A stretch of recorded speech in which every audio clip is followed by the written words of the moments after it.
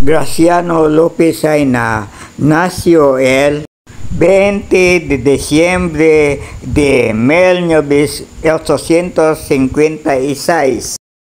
El pueblo de Haro a su ilustre hijo Graciano Lopez Jaena, amad a la patria y amando la ejecutad actos hacer obras para su progreso, para su engrandecimiento. Lopez Jaena. Graciano Lopez Jaena murió en Barcelona, España, el 20 de enero de 1896.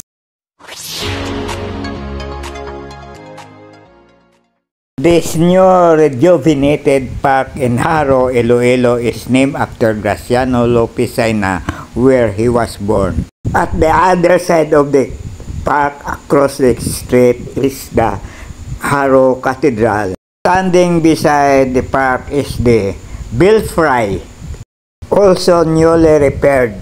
Classical musics are played and be heard all over the park. The park is very clean. At present is well maintained. Already a lot of people are coming, especially when there is no rain.